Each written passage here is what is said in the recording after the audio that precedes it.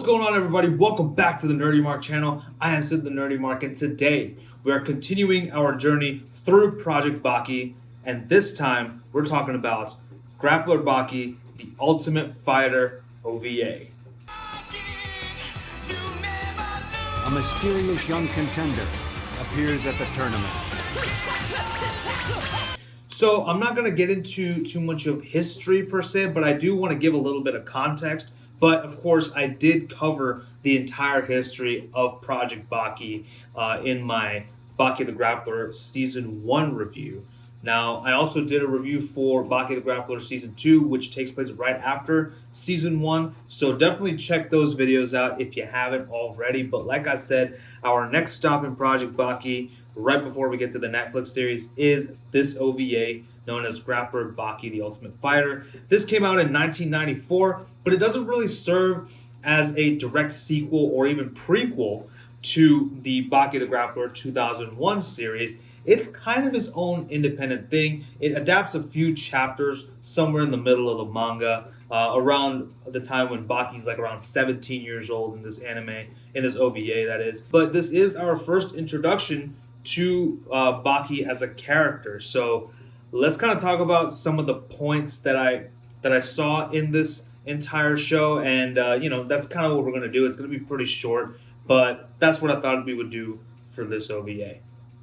So as I mentioned, we do get our first introduction to Baki Hanma as a character. He's definitely a lot more laid back in this OVA, and he's a lot more relaxed, whereas in the anime, he was definitely a lot more serious and a lot more focused. Maybe that's also due in part to the fact that his father, Yujiro Hanma, is there, and, he's kind of very wary of what he might do. But Yujiro isn't present in this whole OVA at all, this whole 45-minute OVA. And honestly, as someone who is a big fan of Yujiro, you would think I'd be mad, but not really, because considering the fact that this was the first introduction to Baki in the anime world, I think it's really cool that they, introduce some of the characters, and then, as we watch the anime, we will get more familiar with them, and we'll introduce newer characters and obviously expand on the backstories of the characters that we already know from this. He's still an exceptional fighter. He's still really good. He's shown to be that despite being a white belt, he is experienced beyond his years. So that's kind of interesting. You see like kind of a departure from the series where they don't really give him like a ranking. He's not a black belt or a white belt or anything. He's just a damn good fighter. But here they explicitly say that Baki Hanma is a white belt. So this is also the first place where we also see the character of Doppo Orochi. So he is actually my second favorite character in the anime. So it kind of makes up for Yujiro not being there. But it's all good. He's also he's introduced as the leader of a martial arts organization known as the Shinshinkai. They don't have much to do except for getting their ass kicked by Baki. Like at least two of them get beaten by Baki. Like it was pretty interesting to see that. They also did introduce Tokugawa, which was pretty cool, as well as Shoto. For those who don't know, Shoto is the man who specializes in nerve cutting. That's his martial arts basically, and that was pretty cool to see all these familiar faces. Those are just some of the characters that we get introduced to. But let's talk about some more of these plot points.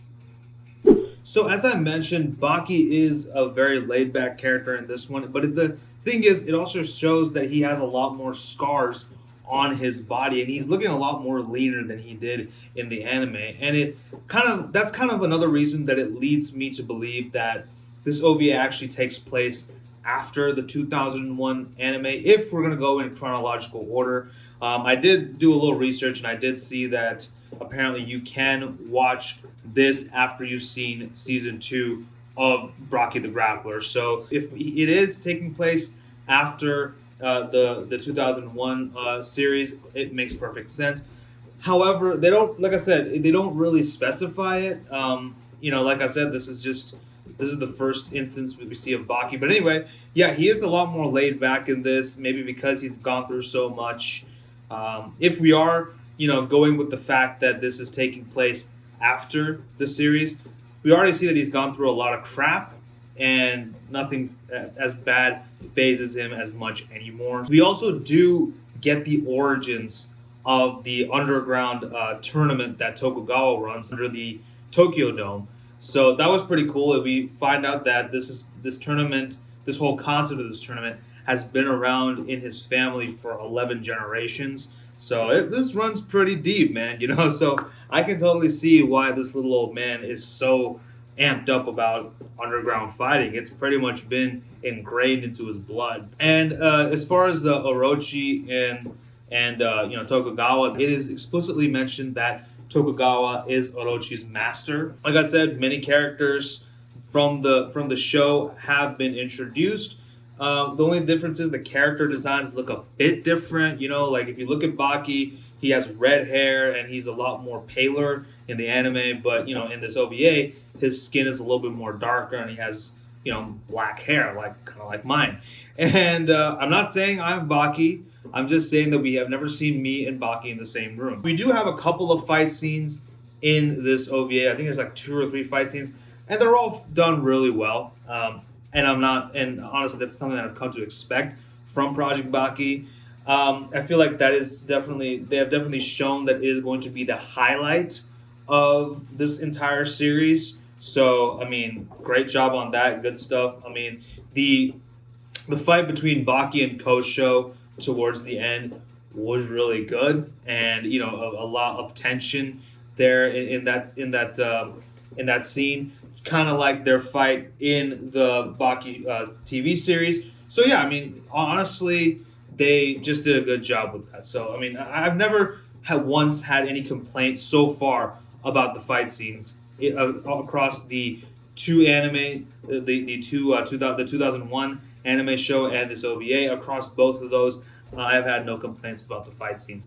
I think that's really all I have to talk about as far as any other plot points. Really, it's a pretty short OVA. It's 45 minutes. And it's definitely gets through. You can get through it in a breeze. But that's pretty much all I really have to say about this. So let's get into some final thoughts. So overall, I thought Grappler Baki the Ultimate Fighter was a very good OVA. It is probably, like I said, it's a very quick watch, 45 minutes, and it keeps you engaged. So, it goes by like that. And frankly, I feel like this is what Season 2 was inspired by a lot. Because Season 2 now that I watched this, Season 2 feels like a much more elongated version of this OVA because, since all the fights take place in the underground fighting arena under the Tokyo Dome. And I think that this was, if we're saying that this is a introduction to the characters, of Baki and Doppo and all these other people, this was a very good introduction. If I had watched this first, I would have been very engaged and really excited to watch the, the subsequent TV show, the subsequent anime series that came out in 2001, and of course the one that's on Netflix. So I think it gave a good taste of what is to come for the rest of Baki in media, and obviously, definitely gave a good introduction to a lot of the pivotal characters in this entire franchise, and especially for those who haven't read the manga.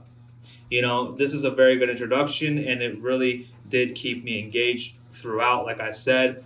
But with that in mind, my final rating for Grappler Baki the Ultimate Fighter OVA is a thumbs up. So that pretty much concludes my review of Grappler Baki the Ultimate Fighter. I know this was a bit of a shorter one, but it's 45 minutes long. It's one part, and there's not really much to uncover. There's no deep subplot going on here. Like I said, it felt like a quick introduction to all the characters, so some of the pivotal characters at least in this entire franchise, and they did a good job. I really liked it. But let me know what you guys think about this OVA if you have watched it in the comments section below. And as always, do not forget to like, share, and subscribe. Follow me on social media. Tell your friends about the Nerdy Mark, and make sure you hit that bell so that you're notified every time I upload a new video. Thanks again for watching. This is Sid signing off. Stay safe, take care, and I'll see you next time. Bye-bye.